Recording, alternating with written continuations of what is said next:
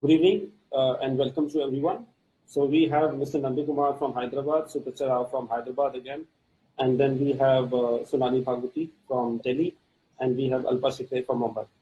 So this is a panel discussion, a webinar that we are having over here, and we'll start off with the presentation slides from each and every one. We have a small presentation to do. So we'll start off with Mr. Kumar first. Okay. I'll start. Yeah. Great. Okay. Hi, everyone. I represent a firm called Architecture and Design Office out of Hyderabad. And we also have another firm called Nandu Associates. Most of our work is in the residential sector and hospitality. So today we're talking about luxury living in sort of the post-COVID era, I guess. So the first project from our firm that we want to show is this house. It's called Meenakshi. And in a way, the idea of luxury starts with the selection of site itself. And this is one of those sites. This site had views of the Golconda Fort and the Qutub Shahi tombs. And that's what goes into the raising of the house onto a plinth. And most of the house was designed to take those views of the landmarks in Hyderabad. And we had a material palette in this house, which we tried to do materials that were more things that didn't need a maintenance as such. So we had this form finish concrete walls. Then the blue wall that you see in the photograph on the right is something, it's a Pondicherry finish. So this house is a split level house. Within the house, there are 2 levels connected by those stairs. And the highlight of the house is the skylight in the middle that brings in light to the middle of the house. Most of the material follow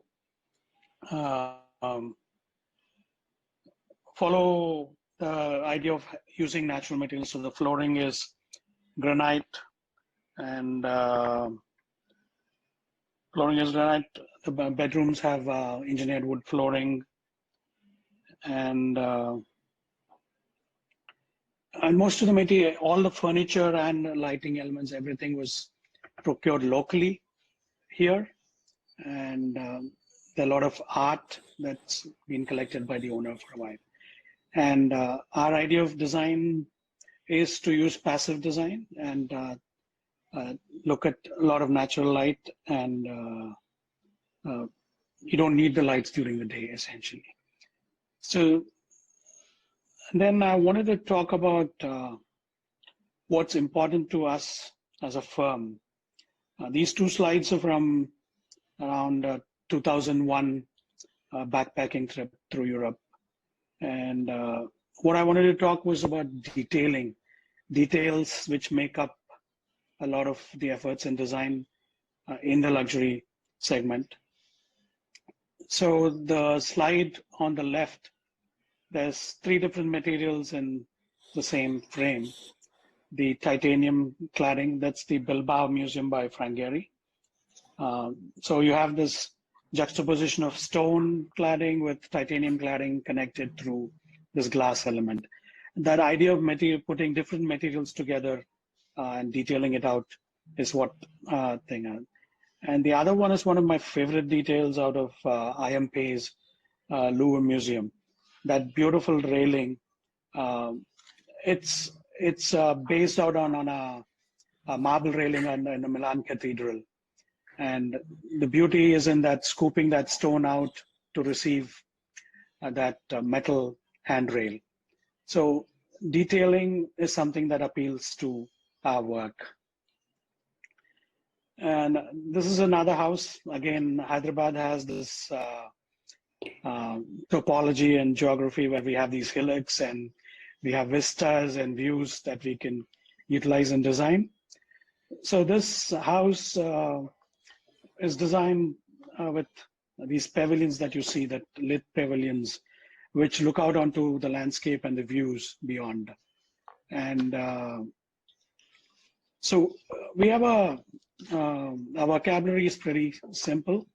This project we collaborated with Shantanu Garg out of Jaipur, and most of the workers doing the work were from Rajasthan. And so the idea is to have this openness in the public side of the house, and which you can see in the photographs highlighting the pavilion and looking out into the garden stuff. So a lot of the lit places with the glazing open onto the landscape and the views beyond. So that's a slight introduction to our work. Thank you. Thank you, Mr. Kumar. That was some lovely projects over there.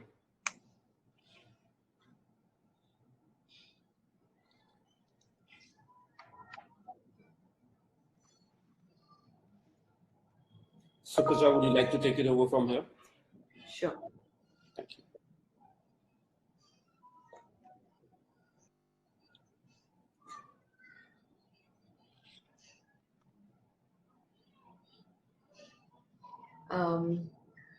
Hello, everybody. So my take on luxury pre or post-COVID, there are certain things which are important to me. And first slide I'm showing you is one of our new project. We just, like, this is the picture from February 13th. They just moved in, the housewarming was in the February 14th. So here for me, luxury is in scale. I mean, if we can have volume and enjoy space, to me, that's a really beautiful and an experience. The next two slides are from a high-rise building. I think this is the 15th floor. It's got some fabulous views. So I think if you're able to see endless skies, of course, see water, some plants and trees, to me, that's really luxury. Of course, good detail, art, a great aesthetic sense, color palette, all those are an important aspect of it, put them in a good proportion. Luxury can also be in materials and grandeur, so excellent craftsmanship, great finish, and fabrics, great light fixtures. So in a residential sector, I think putting together all these things well is important, and that's what luxury means to me. Thank you. That was quite short and crisp, Supraja. Thank you. From here, Sonali, can you please take over? Okay. Hi everyone, I'm Sonali Bhagwati from DPA Delhi. We are an architectural firm doing a variety of works.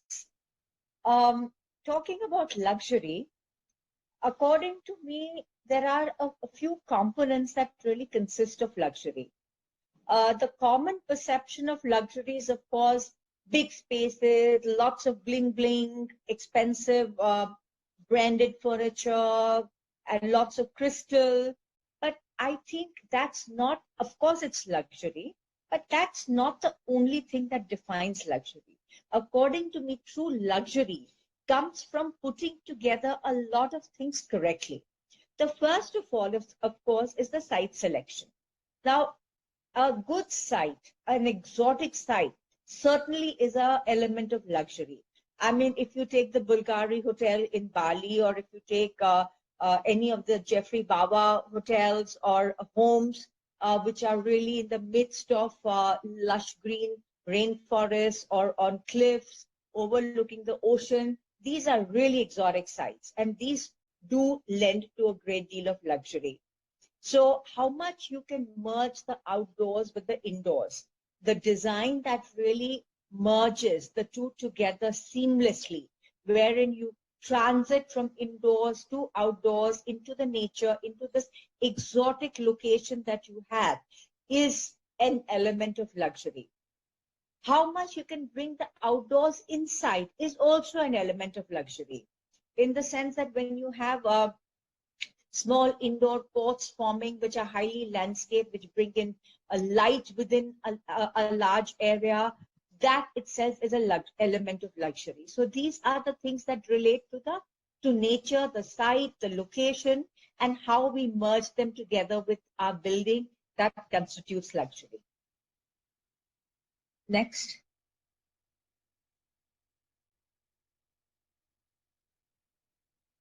Okay, the next part of luxury is, of course, your materials. Using pure materials, according to me, is an element of luxury, because in today's day, we really don't get to use these. We don't get to design with this and show the true worth of what these materials can do, because very often form evolves with these materials. And today we do a lot of mix and match, mishmash in order to create something, but it has lost its purity. So to bring back that purity in architecture is an element of luxury. For example, if you take concrete can do a whole lot of things. It can give you large spans, it can give you really thin lines, it can give you floating edges. That is luxurious, to use it correctly. You take timber is a natural element. Use of good timber as a structural material, to use it in a way that really enhances and shows the true quality of that material, according to me, is luxury. The same thing goes with brick, and the same thing goes with stone. These are really beautiful materials, which, according to me, are not being used correctly. And to bring them back and use them correctly to show their true worth is an element of luxury. Next. The next element of luxury, according to me, is form. The fact that you can really experiment and build bold forms into your design is an element of luxury, because that is not something we are able to do so easily. These things are difficult. They are, even for a client, it's difficult. It is a difficult design. It has a lot of challenges. And I think when you are able to achieve that, it is like crafting a form. And crafting a form is an element of luxury. Not everyone can craft. It requires a lot of time. It requires a lot of effort, a great deal of detailing, and a great deal of coordination. And all this effort only goes to contribute towards creating the ultimate luxurious end product. So a bold form, well-detailed form is an element of luxury by all means. The next thing is art. Art and colors. The way we use them, colors, textures, art, and lighting, according to me. So these are the elements that by itself, they may be whatever. You can have a piece of art which is from a very junior artist, but it could be really nice and pretty. And the way you integrate that into a setting, you create a micro setting with it, is what constitutes luxury. If you take the right colors, you juxtapose them correctly, you take the right textures, you apply them correctly, you balance them out, you create the right balance between the warm and the cool. That's what luxury is. A correct balance of all this is what constitutes luxury. If you take even like, let's say, an Amman hotel, very often they use very, very simple materials, but it is juxtaposed with color, it is juxtaposed with textures, and the right balance creates a right experience. And that's what brings in the element of luxury. So it is not that you have to use a silk, it is not that you have to use a painting by a very senior artist, which costs a great deal of money. Yes, of course, a good painting is a good painting. There is no denying that. But you could put together a whole experience which is based on things which are not necessarily expensive, but requires a great deal of coordination. And the way you put it together and the way you create the experience is what creates the sense of luxury. And of course, last but not the least is what we call the services. Now, whether we have the sanitary ware, whether we have very, very good lighting, we have automation, we have other furnishings. So this is what also contributes to luxury. Now, again, when we take lighting, you could use, of course, very expensive lighting. But if that very expensive lighting is not put correctly, it will just not give you the right effect. It will not give you the right experience. If you take automation and if you sort of just do it piecemeal, it is not going to give you the right experience. So when you put all these services together, but you put them in a way that enhances the experience of living within that space, it is then that you create the sense of luxury. So the sense of luxury, according to me, is the experience and not the elements in its individual capacity. Each element individually may be good, bad, very subjective, but the way it comes together and the way you create an experience for the person living there is what will denote the sense of luxury or not. Thank you, Sonali. That was really beautiful, soulful, and I would say foundational take on luxury living. Handing over to Alpa.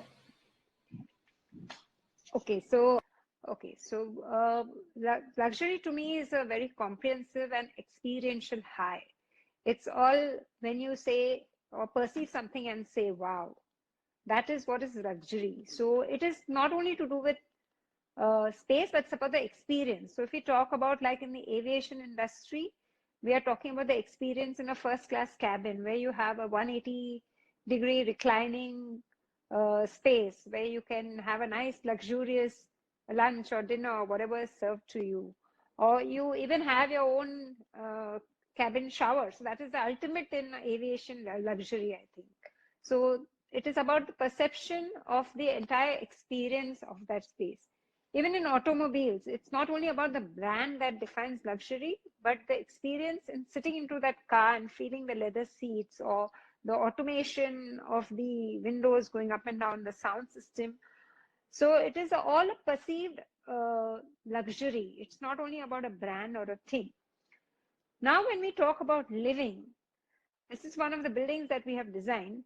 It's a luxurious high-rise apartment because it not only gives you space. In this particular project, there's a 360-degree terrace around your apartment. It is surrounded by a terrace. So obviously it's a luxury, but it has a luxurious view. And it has all the high-tech, luxurious interactions in terms of automation, or, you know, these panels that you see, they slide as per the sun direction. So we don't have it all around the building, but there are few, and they are automated to move with the sun. So this is perceived as luxury, especially in today's millennium days. All the millennials, if you ask them what is luxury, for them technology is a luxury. For a little older generation, it's not only the technology, it is also the view, the vistas, the connection with the indoor and outdoor, how airy your space is, how much light comes in. So it all together is a luxury. And then it comes down to maybe the materials or the finishes, besides the volume of the space, about what you have actually used as in terms of the finishes, okay, brass or copper or gold or whatever it is, may be again defined as luxury. So it goes from the perception of the space to how you feel the wind in your space, how you see the material, what is the touch and feel. So it's all on what you hear. And that's why even the spas, the resorts are like luxurious resorts, because like in a spa you go, the sound, the smell, the feel, everything is luxury. So luxury is a experiential perception, whether it's in a space or in a house. That is my take on luxury. Thank you. Great, Alpa. That was very nice take on that. So I'll take 3 minutes for presentation now. I'll just put it down.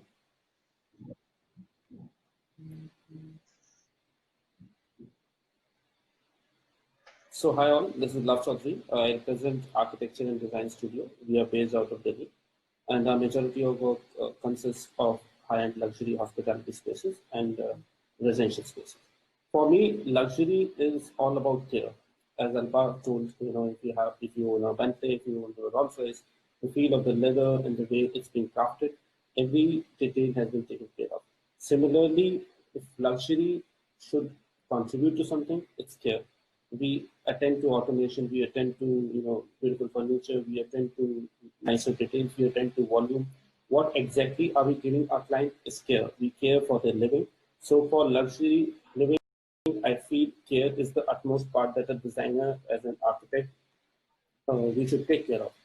So I will show you 3 projects which are of different genres. So the first one is this is a villa in Delhi, Sector 44, 10,000 square feet plot.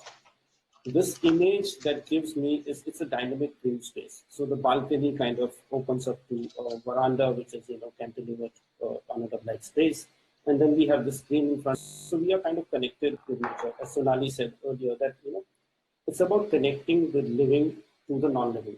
A house is like a non-living thing, but the atmosphere around is living. So we need to connect the inside to outside. So architecture should speak volumes, the interior should speak volumes, and it should blur the lines between the outside and the inside. So this is what an image that kind of emotes an emotion when you see and when you look at it. You interact and you see yourself over here doing a couple of things, sliding down. You can have a cup of coffee over there overlooking the neighborhood, or probably just lounge around the space with the beautiful vertical gardens over there. The next project is more of like an apartment project. So this was a penthouse that we did. So over here, the luxury belongs to the owner's thought process. He owns a penthouse which was approximately certain crores. So he wanted to spend or detailed furniture. He wanted to spend money on the way the finishes look. So this is a foreplay of reflections for me. I reflected the culture or the thought process or the living standard that he was carrying, and we brought that into the interior space. So the way the dynamic lighting fixtures are, it kind of mesmerizes people. The kind of finishes on the marble that we did, the kind of lustrous flow that we put out. So this reflected his standard of living. The third project this is again out of a villa that we did. So this is what light, shadow, the basic foundational thought process as a designer, as an architect, we can bring into a space is playing with the volumes, playing with light, bringing in the fresh air. Because for me, luxury, as I mentioned, is care. Is care for getting fresh air, is a right to get fresh air, is a right to be, every space should get sunlight. So these foundational thought process of an architect is what will make it like a luxurious space. So when you see this image, you see the how the light kind of filters into the cotton steel jali, the landscape kind of adds up to it, and the palette. It's very subtle. It's not very strong or contrast. It's a very subtle palette. So for me, luxury is all about care.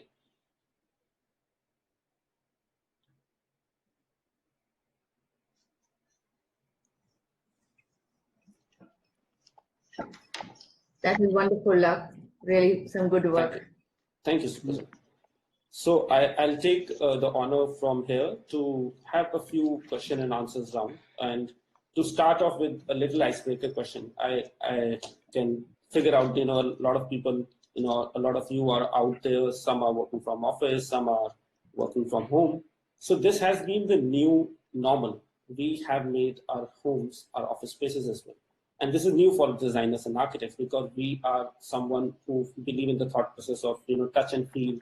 We want to feel the material. We want to go out on the side. We want to be it's visual for us. Everything comes down to visuals and details.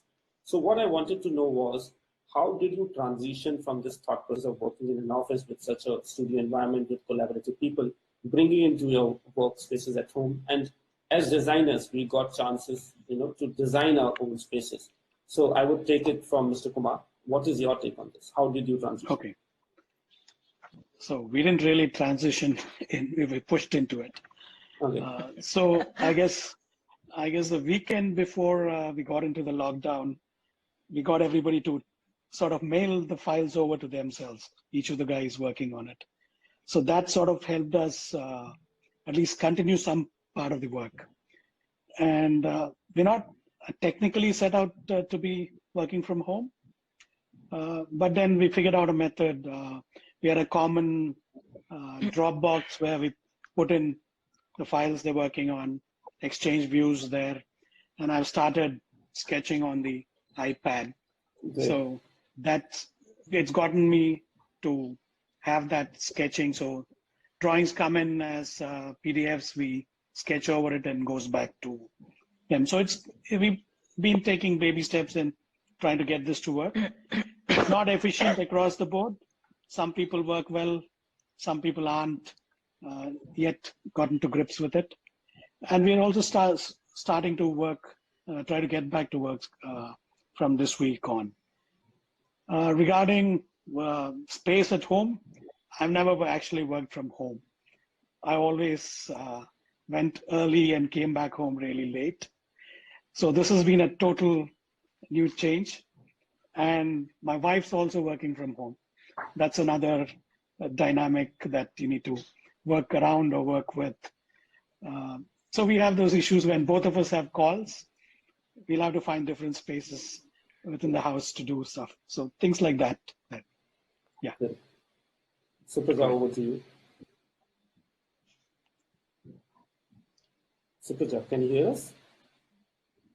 So I think as human beings, we are very adaptive, and we're all creatures of habit. As much as initially there was a lot of resistance by everybody and all of us thought our world will come shuttering down if we don't go to office, for a week or 2 or 3. I mean, it's unthinkable of not go to office for, a couple of months. At least in Hyderabad, we've started office about 3 weeks ago now, but of course we come in a few days a week. So I think for me, it's been a beautiful journey of discovering how we think our world completely rests on our shoulders and how little we matter, on a larger picture. But coming specifically to work, fortunately, I got a little heads up thanks to some of the WhatsApp groups I am in, and I heard, a lot of my Bombay professional friends on the Monday before the Janata Ka curfew started talking about initiating work from home. And that led me to start off the conversation within my office on the Monday. By Tuesday, Wednesday, my team had got their laptops, made sure everybody was well equipped, transferred the data. And the Thursday before that, we did a dry run, but it was supposed to be, it could go Thursday, Friday, Saturday, but eventually we came back to office only in May. So for a month and a half, we could work. At a personal level, I worked very less because I really wanted to take this time off to regenerate, because I knew when I get back to work, I will work. But yeah, we were fairly okay as a team. We worked and didn't face that much difficulties because we've done projects with clients where we've done Skype calls and screen share before. We've worked in overseas and outstation projects. I think this was more like that kind of an experience where you don't meet people real time in person, but still go on with work. And it's really reminds me of the times where we only met in person and spoke. Then we moved to landline, and then we moved to cell phone. And then now we do WhatsApp images. A lot of stages and most designers in WhatsApp can't talk, just text. You see, so I think we will move to this new way of interacting like this, because as long as there's human interaction, we'll be able to work and move around. Great. Okay, great. So that was a very nice take from Supraja. That was quite, the thought process is all about using this time to release, to reinvent, and come back stronger, and probably in the right path, which works for the nature and which works for the humankind as well. So taking here from further, I would like to hear from Sunani. What's your take on this? Whenever we designed office spaces, we used to always have this one key line that said, feel at home at work. And now that we are working at home, it's really quite the opposite. We've started saying, feel at work at home, So the tables have really turned on this account. So, we also fortunately before the lockdown managed to move all the systems to various people's homes, which was between desktops and laptops, and got the whole work from home protocol in place. So technically we've all been working, but I have to admit that we work longer hours, but we produce only 70% of what we did. So, some projects have gone fine, where it is much more documentation. Projects where there has been a lot more interaction and brainstorming definitely go slower. because, I do miss working with the team. So this is where I feel that there's this little sort of thing between work and home. But personally, I would say I have, like what was said earlier, I have never worked from home. I have always been at office. Office has been my home for all practical purposes. This is the first time I've really spent so much time at home. And to my real pleasant surprise, I have enjoyed every minute of it. I have discovered my home literally, and I have sort of worked out my routine. I have built in my fitness regime with it. I have, I work, I exercise, I eat well. I am doing everything right, I am not running around like a headless chicken. So I think there are these things which I have enjoyed. I have to admit that business is very worrisome right now. And, there is some challenges about connecting with the teams where, we have to decide materials and colors and a lot of things, textures, where there is a whole lot of feel factor. Things that we have to maybe just sit across the table, what we could do across the table in maybe one day takes us perhaps 2 days to achieve like this, going back and forth. So that's where it is. We have been working extensively on Zoom calls and go-to-meetings. We've done presentations. So work has been going on. I think, as I said, I've probably worked much longer hours from home than I've done from office. Great. Yes, we have all been going through this situation, and I feel, yes, the efficiency has gone down. But I think it's the bright side to it is we are creative people and we are enjoying. As you said, that you have a fitness regime in place. That's lovely to hear about it. Alpa, how is it to be on the other side of the table? Now you are the end user. Yeah. So usually I would say the city is an extension of your home and vice versa, because you are kind of using all the experience of going out, maybe working in the office or going party with your friends or to a restaurant for eating, and then you use your home. So the city itself is an extension of your home, which now has been kind of compressed to only your home. So yes, it is a difficult aspect, especially in a place like Mumbai, where we don't enjoy larger spaces. Majority of us don't enjoy larger spaces. We have 2-3 generations living in like 500 and 300 and 400 square foot of space. So it is difficult. I have experienced 2-3 things. Personally speaking, it is an experience. My kids had to come back from US, so all 4 of us want to use the net at the same time, and it's causing a lot of issues because they have their online college course going on. Sandeep has his webinars. I have my work. So it kind of is clashing where the connectivity is definitely a big part of this game. So we need to look into that.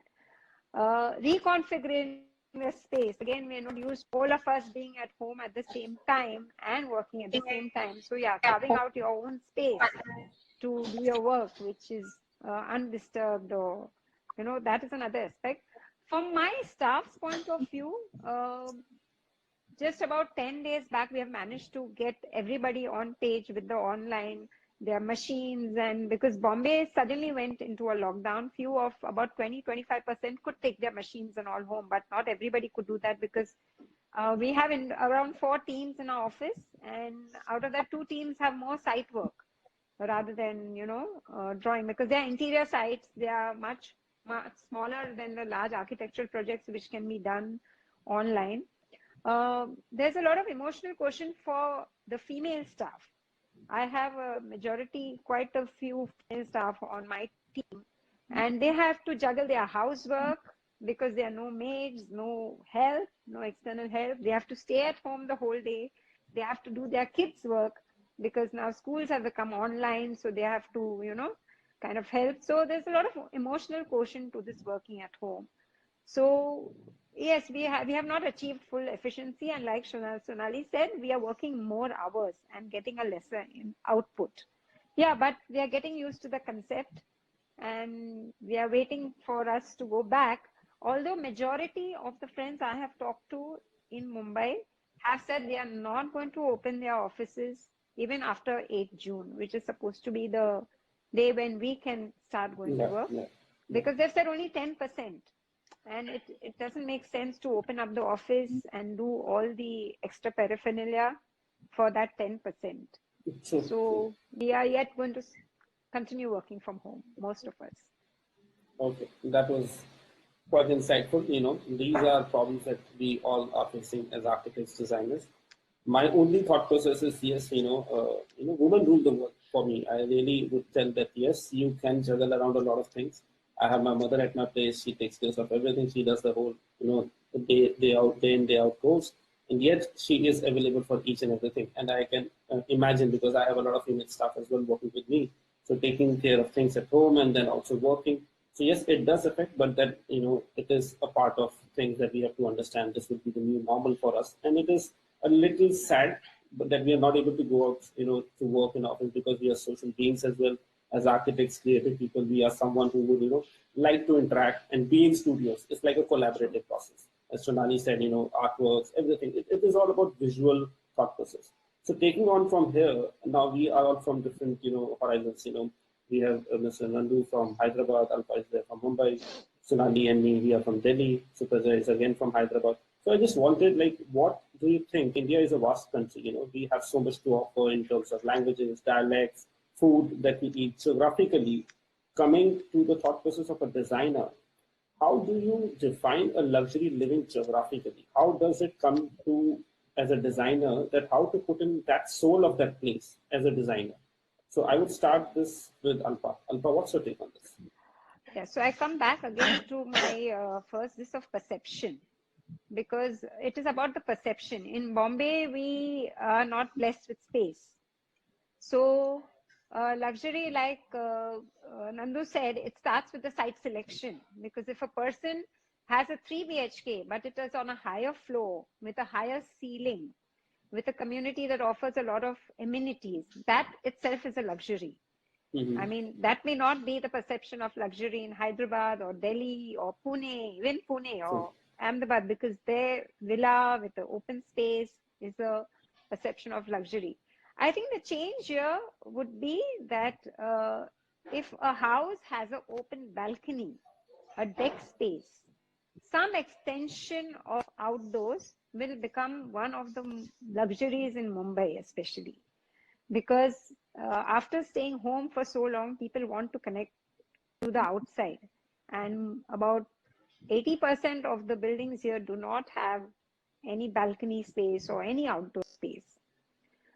That said, standalone buildings which will offer good amenities. In Mumbai, there are community spaces, like there will be spaces which are projects which have a FSI of 3 and 4. So it's a very dense space, enjoying a lot of amenities. But now the perception of a standalone with a less FSI use, more open space, I am blessed, I'm enjoying that kind of a space, because our building is luckily has used only 1.33 FSI, which is not the norm. And we all are really blessed. We are really enjoying the space. We are less people. We are able to maintain the social distance and yet enjoy all the luxuries of the spaces. Another thing I think is about yes, geographically it will differ, because like I said, the perception of space in Mumbai is different from that in Delhi or Hyderabad or XYZ city. So yeah, that's my take on that. Okay. On contrast, Mr. Nandu, what do you feel? Hyderabad, we have ample spaces over here. Hear you. Yeah. Okay, so Hyderabad's, I think space is sort of defined by land costs. So what you can buy in Bombay, for the same amount, you'd get a palatial space here in Hyderabad. So that fundamentally shifts the idea of luxury that Hyderabad has or whatever. So we're also blessed with landscape, the rocks, the hillocks and all that. So those come into play when we design in Hyderabad and all that. The other thing, so if you look at geographically, Hyderabad and Bangalore are both landlocked, but the way the layouts have been done, Hyderabad has these huge lots in most of these planned layouts, And Bangalore is more or less these 60 by 40 layouts. So there's that thing of sizing that happens. The other thing about geography and luxury is the ultimate luxury is having that second house or the holiday home, right? For Bombay, it might be Alibag. So Hyderabad, we tend to have these farmhouses out in the suburbs or beyond. And there's another thing these days where half of Hyderabad has properties in Kunur, which is a hill station in Tamil Nadu, which is a 1 flight away and a 3-hour drive. So that's a new thing that's happening. So when we're designing something there, the hills have a restriction that you can only build 2,500 square feet. But you enjoy the hills, the nature and all that. So these situations change across, and the typology of the houses and all that change. The other thing that Shonali mentioned about indoor-outdoor, that's something is very important when you have these larger lots and stuff. There's transition spaces and outdoor living. That we realize now in the lockdown that having that outdoor, the connect to nature becomes very fundamental and important. Yeah, thank you. Great thing, great thing. So I'll just twist a little question around this only, and I'll ask Shonali about it. So Shonali, what I feel is now, because of this COVID situation that has happened and the pandemic happening around us, we are no more able to go outside. So for us, luxury and living is coexisting together in a smaller space. It's a box, 300 square feet, 400 square feet, 600 square feet for someone in Mumbai, 10,000 square feet for someone in Hyderabad, and similar 10,000 square feet for someone in Delhi. So what do you feel, because people have spent so much time in their houses, how would they perceive luxury living? Luxury, basically, I'm not sort of saying it's for everyone. I'm just making a very general statement here that for most North Indians, luxury is all about bling. Everything that glitters is gold. So, this is a very, very common perception of luxury. So today, being in a confined space, this has become even more important, branded furniture, because North India is a lot about what is perceived to be luxurious, what is perceived to be expensive, not as much of what you enjoy for yourself. So whether it be art, whether it be furniture, whether it be size of your space or the place where you live, address is very important in Delhi, unfortunately. And so these are the kind of things which start defining luxury for most Delhiites. You're living in South Delhi, you're living in a good part of South Delhi or a not so good part of South Delhi. Or if you're living in a condominium, which condominium in Gurgaon. So, these things become standards of luxury for most of the North Indians.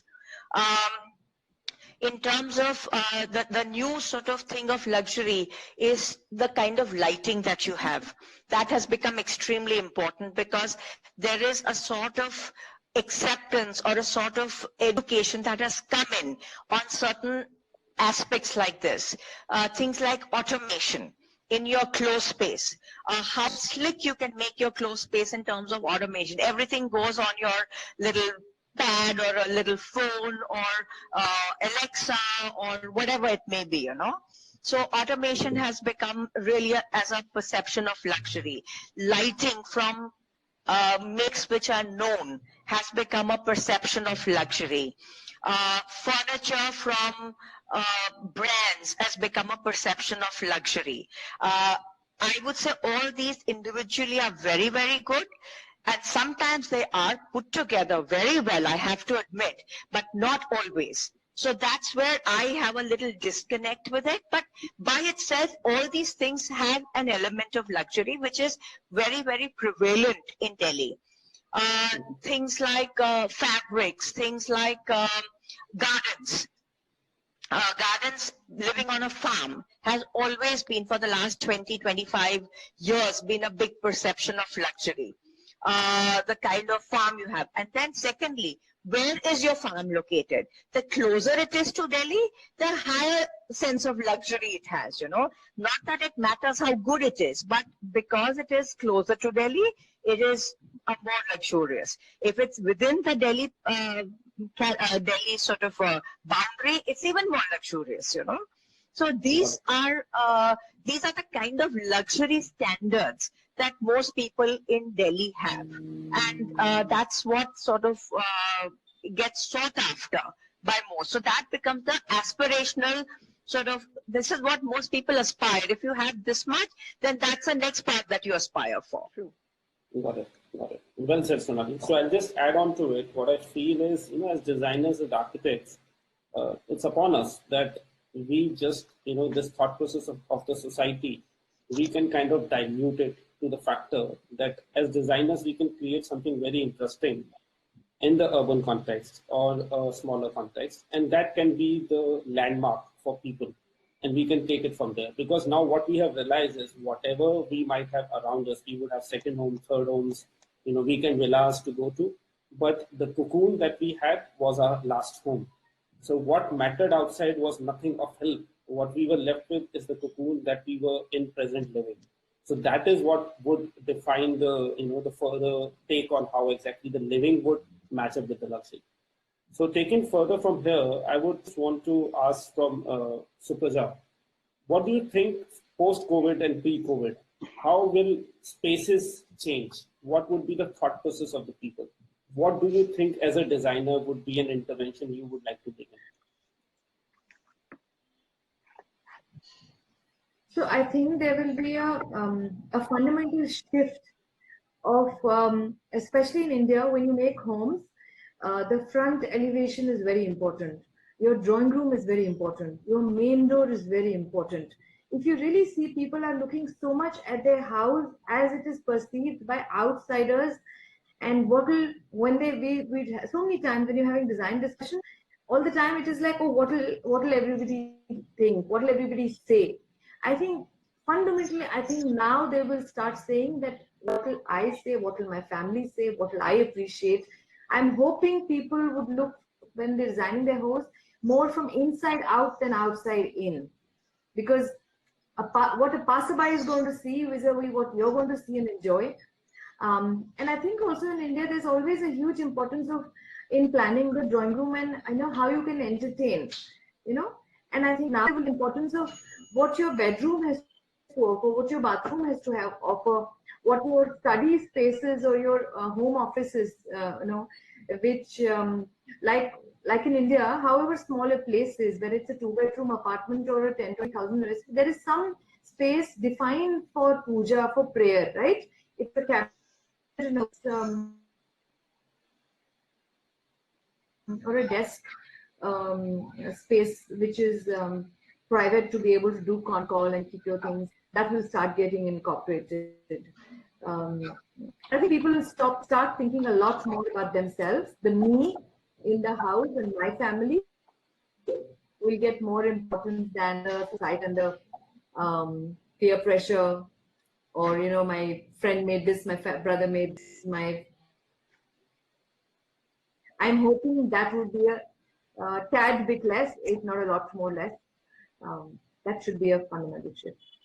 Got it. So I'll shift the question now to Sonali, and I would just add on to what Supraja said. Now it's an immersive experience. There is no more an audience. You know, in this COVID times, you are not meeting anyone. You are not allowed to have anyone to your home. So you build the house for yourself. Now, if it's too blingy, if it's practical or unpractical, it's for you to live in now. So what's your take on this? You see, my take is that most people in Delhi or in the north will look at the COVID experience as a 6-month or a 1-year period.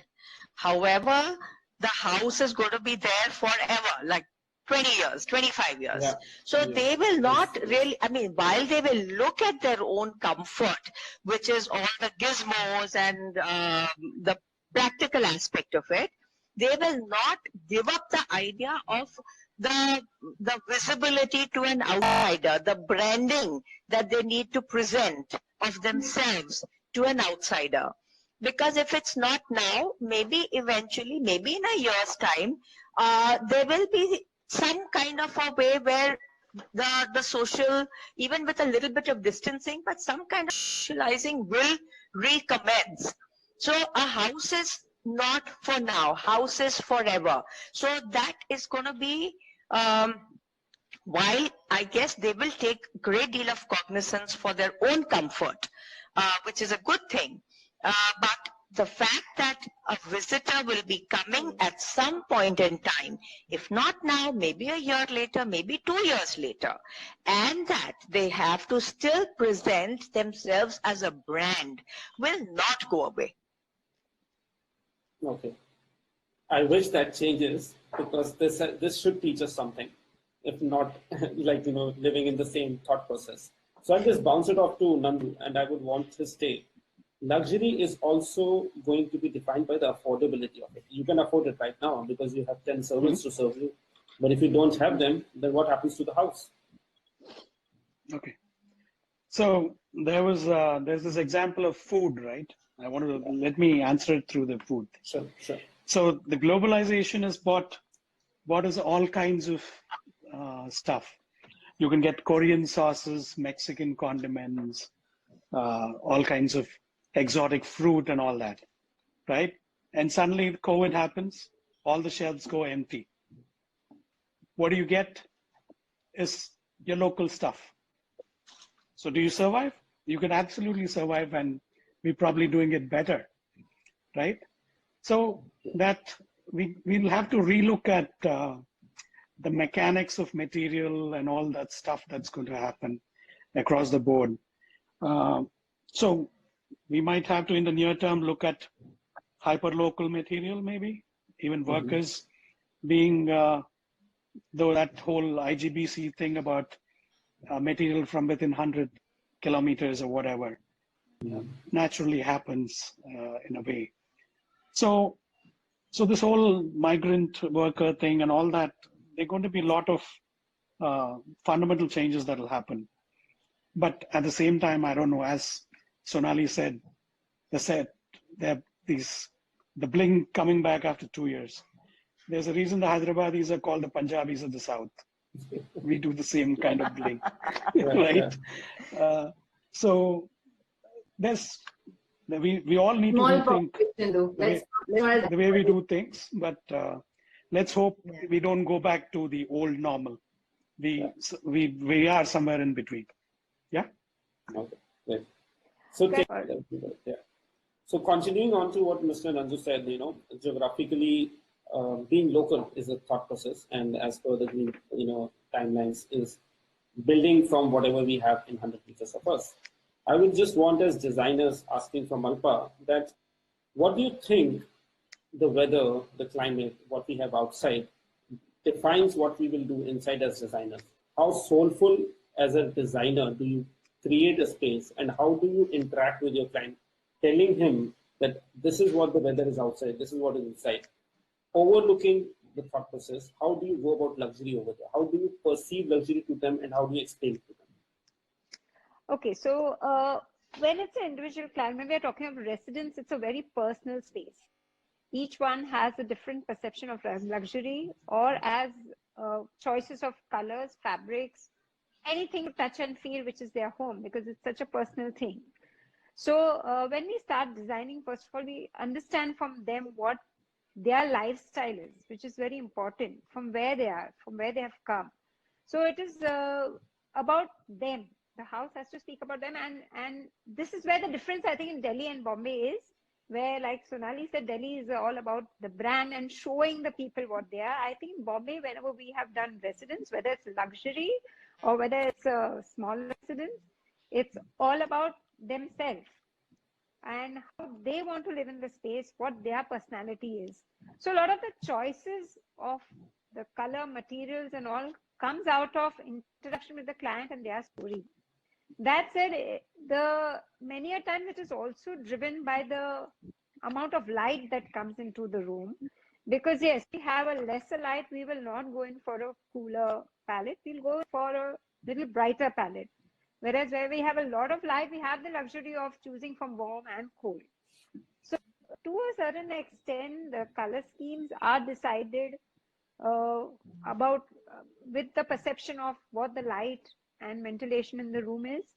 But a lot of it, I would say 70% of it is on the personality of the person, because we like to understand, that is how we function in our studio. We like to understand the personality and design for that person or that family, rather than, you know, just going with some style or some color and just splashing some colors here and there. So it's about developing, because a family, when you start working with a family, they kind of become your friends. They share secrets with you about one another, about, you know, what they like, they dislike. It's such an intimate part. You really get into an intimate part of their life when you're designing for them, and a lot of the design reflects from that interaction. So geographically to a certain extent, but I think it's more to do with the personality of the family and the person and their background. Great. So I would just put it in one line. So it's almost like a contractual marriage that we have with our clients, and that we share every thought process with them. And as you rightly said, you know, it has to be the soul of the client. The brief has to be.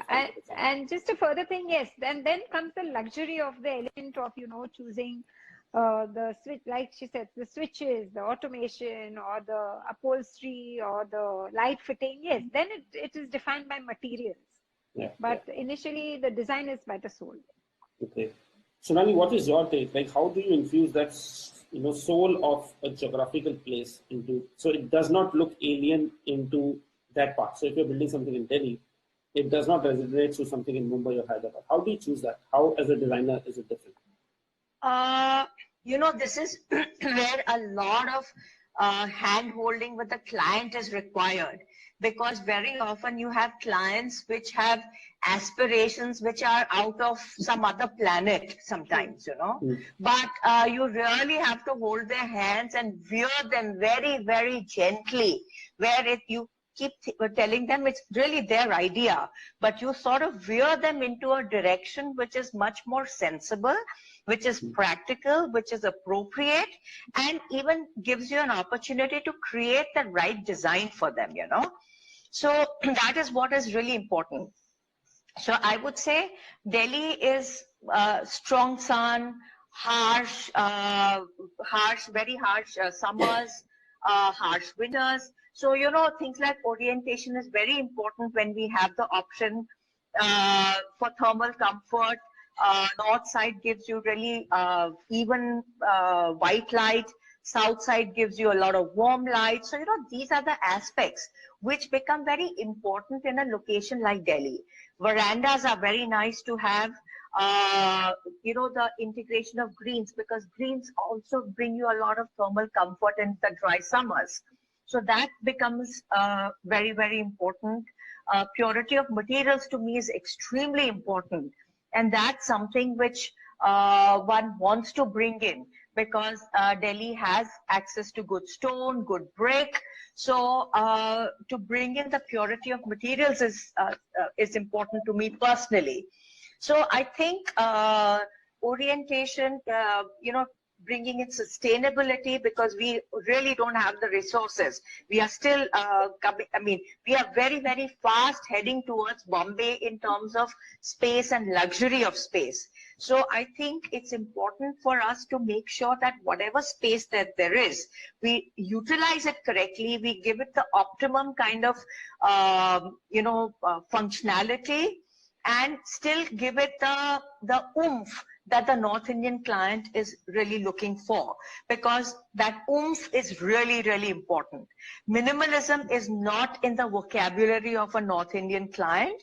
So really one has to do a very clever mix of all these various thoughts that you may as an architect have, and what their aspirations of a good home is, and put it together so that it works both ways. It should not violate your sensibilities, but it should fulfill their aspirations. So that's really where one would come from.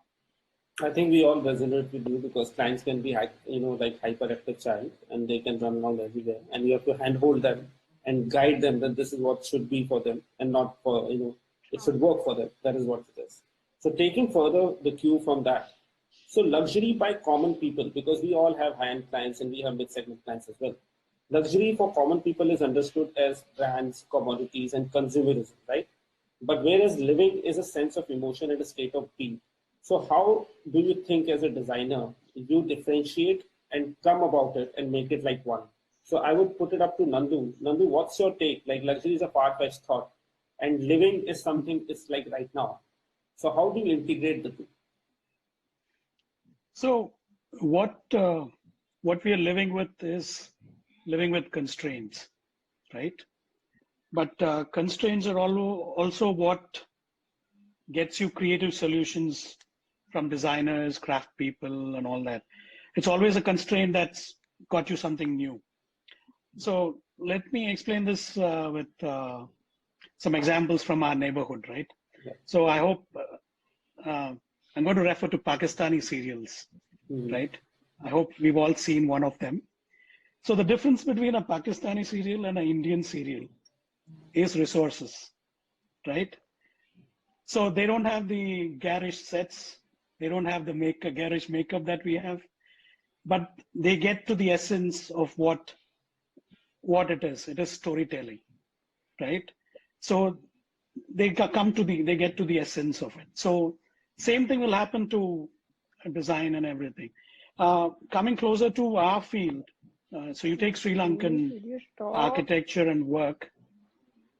No. So Sri Lankan architecture. So Sri Lanka always had a resource crunch. They didn't have a tile factory on the island. They didn't get a lot of materials. So they go back to the essence of just using cement and getting finishes, multiple finishes out of the same basic raw material. And they figure out a way of a design vocabulary that uses that restraint with materials and stuff. So I think we'll all need to get back to getting more to the basics. And as Sonali said, it's about the space, and we get to the essence of what that luxury is. Not the material side of luxury, but that essence of luxury. We'll get back to that. Okay, great. Suprija, would you like to, share your thought on this, but adding on to it a little bit, does deep pockets define luxury?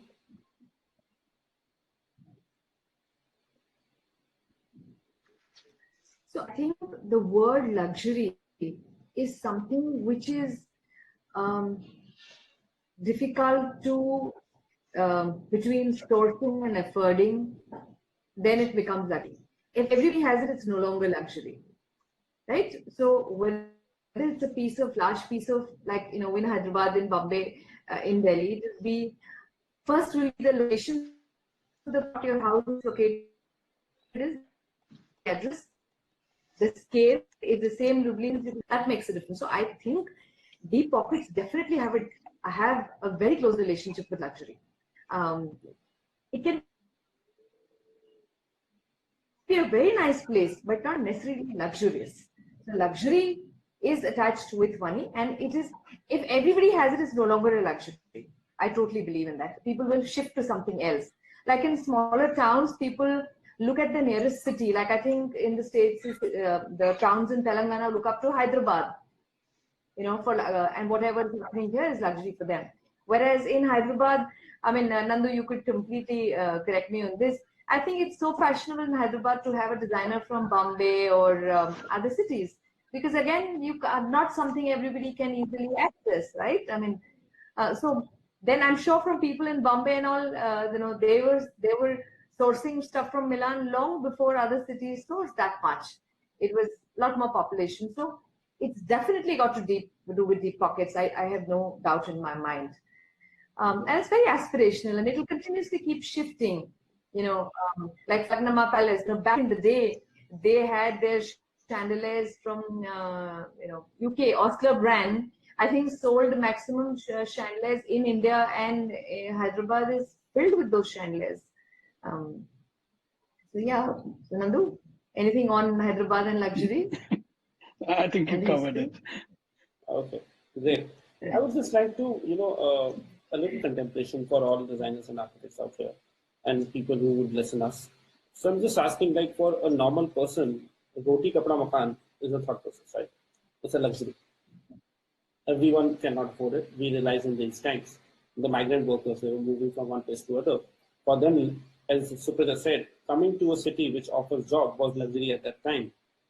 But when everything over here was shut, luxury was to be in their homes and having their own place, even smaller, bigger, whatever. They had luxury of surviving or luxury of living over there. So what I mean is, as soon as our aspirations go up, I think the luxury factor goes up, right? Suprita, correct me if I'm wrong over here.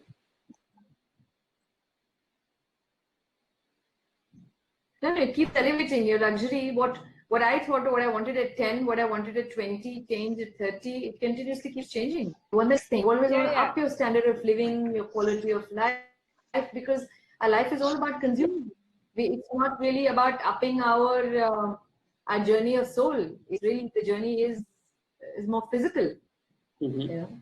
So all perceptions are physical and desires are physical. It's not. Okay.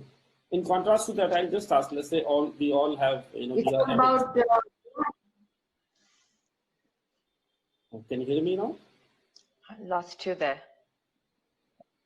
Can all of us? Yeah. Yeah, now I can wants hear. and not needs. It's really. Okay. So I just want to put it out there, like we are all avid travelers. We have, traveled to far-fetched countries. We have traveled to the nearest of the best hotels and everything. But when it comes to peace of mind and in a luxurious thought process, what I want to put up is we want to go to a place which is serene, which is beautiful in terms of nature. But probably, let's say, example of Maldives, the kind of resort that we stay in, I don't think they're luxurious. They're fundamentally of that place. That is the best that you can afford to build with the basic stuff. It's not luxury of marble. It's nothing. It's like thatch roof. You have basic bamboo things to be done. But the commodity it is sold at, or the price that it is sold at, that is called luxury. So what are your takes on that? I think, if I can just say that, I think the people who have managed to package a very basic commodity into a luxury actually is a very smart move, because it's not the money. It's just the way that, as I said earlier, the way the materials have been put together, the way they come together in terms of purity of form, materials, comforts, as well as art, is what constitutes luxury. So they've taken all the materials in its pure form, but they've just combined it well. They've created an ambience, whether it is a combination of outdoor, indoor, through a site selection, or the way the form is, or the way the furnishings are. They've just put it together right. And that's the reason why they are able to actually market it as a very high-end luxury product. So if I can follow up on that. So what they're marketing and packaging there is the experience, not the materials and all that. Absolutely. So Aman Resorts and any of those new age resorts, what the packaging is, the experience. So the rest are just part of the thing. Yeah. Exactly. So can we like kind of think about it that luxury is experience? It's actually not money and it's not great finishes. It's just the experience you will use it with. I started my presentation with that. Yes, exactly. That's what I'm saying. Now we are all kind of coming together towards that. So luxury is essentially, it starts with consumerism, right? Yes. It doesn't start with experience. Branding and consumerism. There's a very different perception on how you.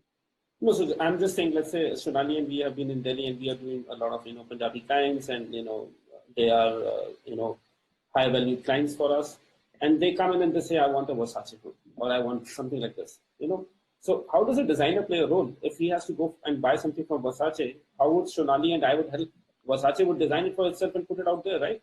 What did I add as a value or a soul to that project? We have to kind of guide it, that person differently, right, Sonali? Yes, well, to some extent you can, and sometimes you can't. So then you have to find a way how that one Versace fits into something that you feel will work around it. So you have to, you cannot ignore a client's aspirations. That's, a given, because after all, he is spending the money, he or she, and you have to be able to respect that. But how to then build around it to come to a solution which works for them and also for you is where the whole effort of design lies. And that will be different for every client, for every project. Got it. Yeah, So it's I think very similar to whether you have a wall and you want to put a painting on it, or whether you want to build around the painting that you have. Exactly, a lot of times exactly. you have an art collection and you want to do the interior around that art collection and not just put it as a painting on the wall, I think. Yeah, but Yep. Alpa, having said that, the idea is to have the fresh canvas first, right? Not have a preconceived thought. Yeah, Yes. got it. So taking to our last question, and I would ask Mr. Nandu to answer this. Considering the paradigm shift that is happening in the construction industry with no laborers around and the sourcing of materials might be a little problematic. So people will look at materials which are readily available or can be applied faster. So do you think wooden flooring would be one of the options that people would move out, and instead of using in master bedrooms, it could go in throughout the whole house? What's your take on that? So again, the perception, it's in the near term that you'll need these quick solutions, and also these faster solutions are for places that are being redone and stuff like that. For the newer projects and the new projects that are getting built, I think wood, the engineered and the actual wood flooring will always be a thing. They'll never come to the vinyl and the laminated flooring in the common areas. At least that's my take on it. And it's like fast fashion. There's a difference between a Pret collection and a fast fashion thing. So the brands need to work within those parameters. Sonali, your take on this? Timber is a lovely material, and it is used all over the world in public areas as well. But it just depends on the education of the user. Because today, unfortunately, an average user here does not know how to respect a timber floor. It requires respect. Yeah. And I think till such time that happens, I don't see timber floors coming into public areas. However, it is one of the most beautiful floors, and should it be put in the public areas, it would really lend itself to a very, very nice special experience. Exactly. Experientially said, like if you step out of a shower and you step on a cold floor, which is marble or tile, I think the feeling of stepping on a wooden floor would be much better. You will kind of resonate that warmth. That is my take. Okay, so just to end the whole discussion, I just wanted, now we have this COVID times, and now probably every one of you would in another month open up your offices. What is your take? How is architecture and design industry going to take it? What would be the next thing happening? Do you see a recession coming? Do you see there are opportunities? What is your take? So anyone can start. Recession is not coming. Recession has come. So let's deal with that, Okay, So okay. I'm sure everyone's going to agree with me unless somebody's extremely lucky. Yeah. But I think according to me, one thing that we have realized, whether in the design field or otherwise, is that not everyone needs to come to office every day. So that is a given in all the fields. Now, whether in some fields it could be 30%, some fields could be 50%, some fields could be 70%. So the percentage would vary, but the given is that not everyone needs to come to work every day. So that is take home number one, which means somebody who is living 25 kilometers away does not necessarily have to travel for 1.5 hours to come to work every day and spend 3 hours of their life doing nothing. The fact that communication through Zoom or any other means is a possibility for not everything, but let's say even 50% of our work is a possibility, The fact that we don't have to in person wait in offices sometimes for a 1-hour meeting. You probably spend 3 or 4 hours, by the time you get there, you wait for people to come, you get together, and all sorts of things that happen. That need not happen, because not 100%, but at least 50% of such meetings could very well be virtual. So these are the things. So these are the take homes which we have to now utilize very, very adequately and correctly, so that while you are in office, or what meetings you attend is restricted, which is measured, and we make sure that we become most productive and use our time most efficiently. Okay. Anyone has a take? Anything? I think she has nailed it, and it is not only about the staff coming to work, but it is also about meetings with clients. In a place like Mumbai, every time just for a 1-hour meeting, you have to go miles to talk to the client, and at their time, because in residences especially, everybody is available only in the evening. I think that little perspective is definitely going to change for Mumbai vastly because of the travel that we have to do from one place to another. I think definitely it will change. I'd just like to add that meetings with consultants, where you drag 10 different teams to one location, that can totally change, and you can get on Zoom and sort those out. But I think design teams need to get together to share that energy. That might change a bit. Not every meeting needs to be one thing. The other thing I'd like to do is take a 2-month holiday every year, if I could afford it. Yeah, that'll be nice. That'll be nice. So, Praja, would you like to add on? For me, the most important things I think, and which one is a very positive side for our profession, especially in the residential sector, is I think people will now at least connect on a holiday or a new car, or even jewelry or anything like that. You're going to spend the money in your homes. If someone's building a home, all those extra expenses, if they were going on the cards, also have got. I was going to a client's daughter to get married, and something we were talking, and then I said, she's very well afford a huge wedding, but she can't do it now. I'm like, spend more money in the house. So I think that's the good news, is as interior designers, we'll get, so in spite of the recession in residential design, there's great news.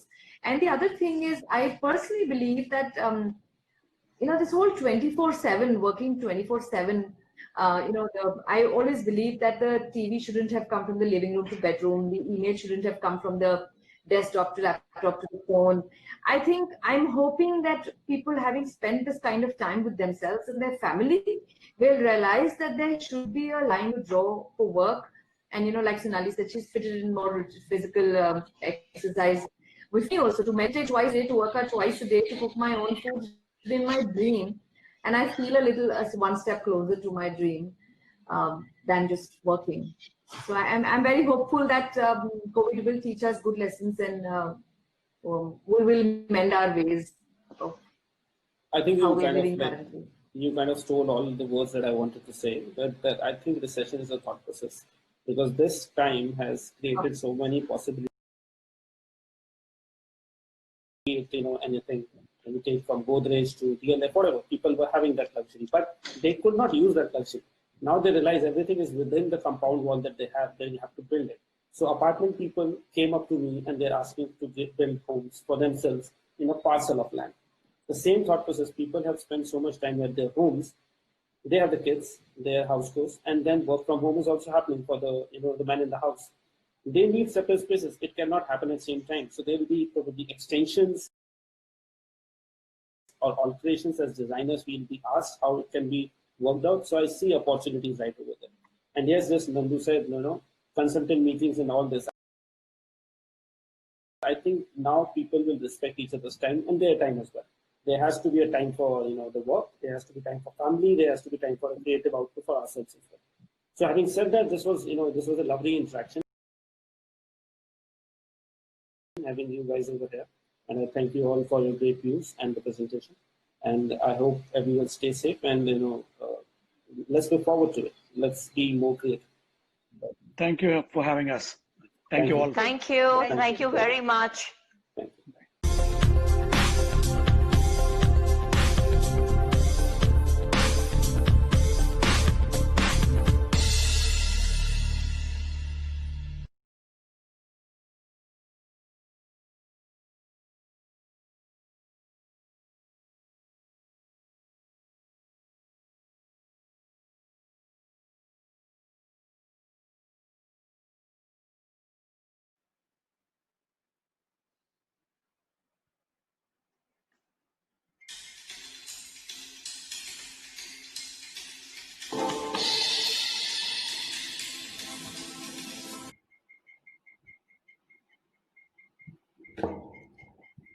India is a knowledge-sharing platform, and we have launched Ask IDAC, an interactive networking forum for the build professionals of the construction industry. We have got a lot of interesting questions from the audience, but however, due to time constraints, our panelists will be able to answer only a few. So this is for the audience, but we will make sure that all the questions, they don't go unanswered. All the pending questions will be answered by our industry stalwarts on www.askidac.com. So don't forget to sign up after this question and answer round. Over to you, Love, sir. Thank you. So, I would, hi guys. So I would just, answer a few, ask you certain questions further, which, we saw in the question and answer box from the people who are viewing us. So this is for Nandu. Do we have Sonali over here? If not, then Nandu, you could answer this one. Okay. So what can replace marble flooring at home? As it is, there are so many demerits to it. So what is the alternative to it? What do you think? See, what's come out is some of these large format tiles. Am I audible? Yeah, you are. Yeah. So some of those seem good. Mm-hmm. In bedrooms, I would go for engineered wood generally. Mm-hmm. And there are new technologies where you're getting larger planks and stuff like that. Mm-hmm. Mm-hmm. So those are the kind of things that are coming up. Okay. Then, okay. Yeah. Great. So there's one more thing. There's also this lot of seamless surfaces that are coming out of which are like a chemical application that gives you seamless floor across the whole room. So some of those new technologies are also quite good. Yeah. Great. Okay, Shonali is here. Shonali, would you like to answer the same if you heard us, or should I repeat? Could you just repeat the question? I missed that. No problem. I'll do that. So in your opinion, what do you think will replace marble flooring? Because marble flooring has a lot of flaws, demerits, just to, maintenance point of view. So what do you think should replace that? Timber is a very, very nice alternative, except for the fact that we have to use it very, very carefully, and we need to be educated enough to use it correctly. Yeah. So, because it's a fast application, it's a dry application. So from that point of view, it's a great flaw. However, due to the restrictions of timber felling in India, it probably would have to be an imported floor if it's a hardwood floor or an engineered floor, because the beauty is in using the actual wood. Laminates is very plastic, so I would not really count that as a timber at all.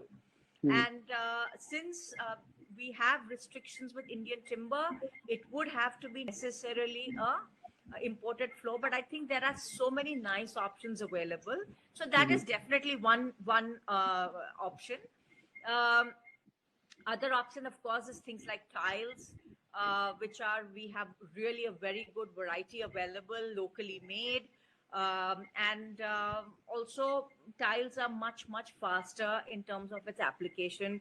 They are engineered products, so it has a precision which obviously a natural material sometimes lacks. So I think these two are probably our best options at this point in time as a replacement to natural stone. Okay, lovely. That's a good thought process. And timber, for me personally as well, is a very good material to use in any of the projects. Over to Supraja. Supraja, I have this question from one of the participants. One of the people over here. How much do sustainable and natural products contribute to luxury, in your opinion?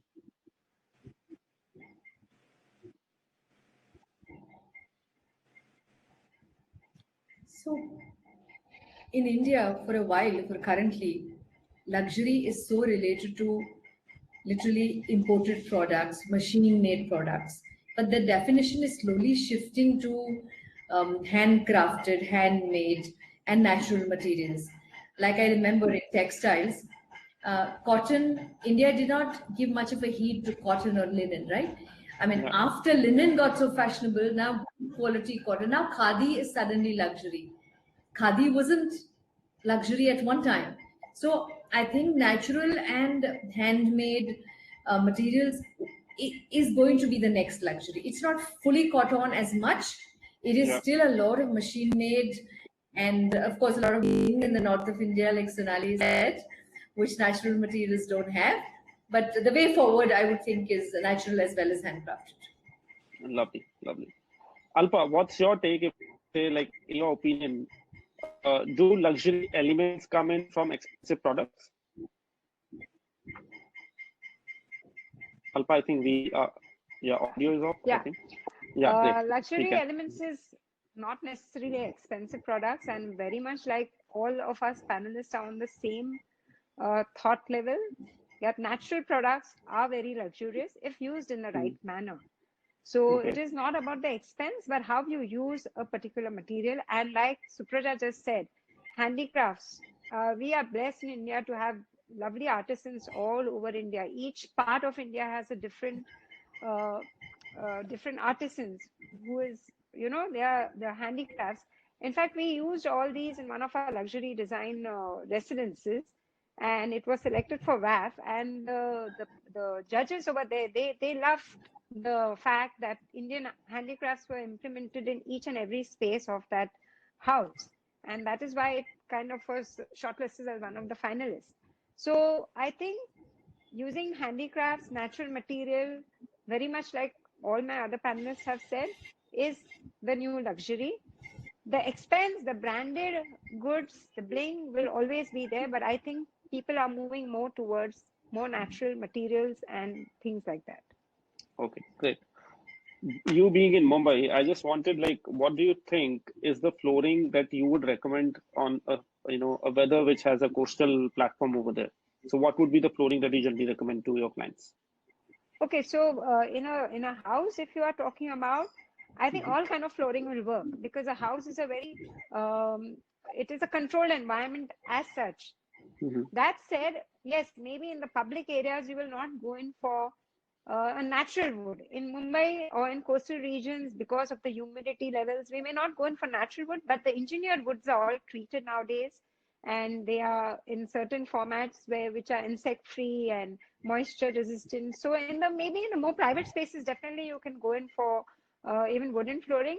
But that said, in coastal area, I don't think it would be a particular that you go in for this flooring or that flooring. Hard flooring is always better, I think, in coastal areas. But it is more driven in the cold places, I would say, where you would be particular about what flooring you use. Like very rightly said earlier, that you don't want to step into a cold, after you get out of the bed, you don't want to step onto a cold floor.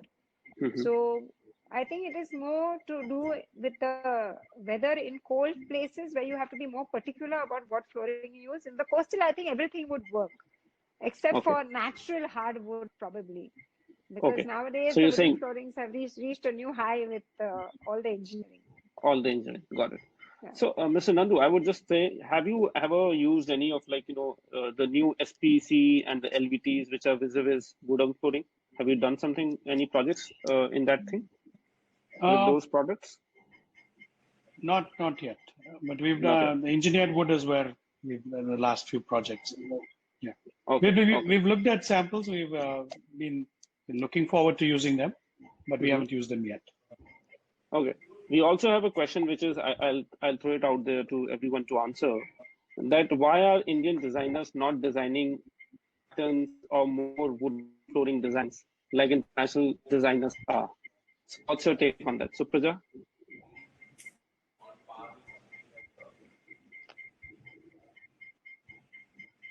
Because I guess the manufacturing is not that much in India, so they don't need Indian designers. Wherever it's getting manufactured, the local designers are designing it. I would think it's as simple as that, Sonali. Yeah, probably you're right. Because, no, also according to me, there's one big aspect that in India, people, you see, when a product or anything which is developed in any place, it requires a lot of R&D and a lot of product prototyping and development, which has a big cost factor. Now, when you create a product in India, people are not willing to pay that kind of a price very often if it is made in India. They will pay the price if it is made in, let's say, Italy, and they will happily pay for the product development. But for an Indian product development to happen, nobody is willing to pay a price. And I think that is one of the biggest problems that, furniture and product development as a process is facing in the Indian market. Rightfully said. Rightfully said. Alpa, can you hear us? Yes, I can hear you. So what's your take on this? Would you like to design I new think, floors? it's not about floors. I will not particularly talk about floors, but I'll talk about timber as a material, which is a very beautiful material. Like Sonali had said, if used well, it's luxurious, it's warm, it's beautiful. And in fact, we revamped a space, an office space for our client, where there were some old trusses and all which were just, covered by the false ceiling. And we opened them up, and it was so beautiful. It has brought such a warmth to that whole space. Mm-hmm. And so timber is a very beautiful material to work with if it's used right. Nandu, what's your take? If you are approached So I by think Parador does that. Yeah, I agree with Sonali when she says the lack of R&D essentially is one of the reasons that we don't get into that process of doing working with stuff. So I think that's one of the issues. Nobody's ever approached us to get to. I think there are very few manufacturers here in India, but most of they tie up with somebody, an Italian guy or a German, and say German technology and all those kind of things. But I haven't seen products being developed here in India. So we definitely like to participate in those endeavors if they come up. I think people out there who couldn't, including Parador, you should up and start there. We are ready to design something new for you guys. And what I feel is European products are being sold in the Asian market today like anything. Asian market is the biggest market that they have, and the designers belong to Italy, they belong to Spain, and all other part of the part of the world. What I feel is Indian designers can really imprint or detail the level of detail that we can bring in, which can really relate the product to Indian mindset or the Indian thought process, or even geographically, we can bring it down to that level that people will start relating that flooring to Indian culture. And that is how you can, kind of package it and you can sell it out. But it's just that we have not been approached. Yeah, please. Yeah. So we've participated in a manufacturer of tile making equipment who looked at designing tiles the Indian way. So we've worked for that, but we've never come across somebody do that with the wooden side of things. Okay, got it.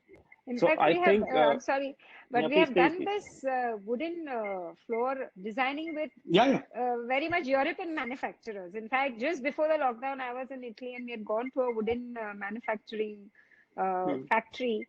And we said, we want it like this with this border and this finish. And they showed us the different finishes and processing and how we can make it darker or lighter. And we did come up with our own design. But like all of us said here, if somebody starts it here, we will do it here. Lovely. Because I'll share my experience. I was doing a project which is Hyatt Regency in Dehradun. And while I was approached by multiple companies for wooden flooring, Parador was one of them. I got the opportunity to work with them. And then the R&D that they allowed us to do was pretty incredible. Because otherwise,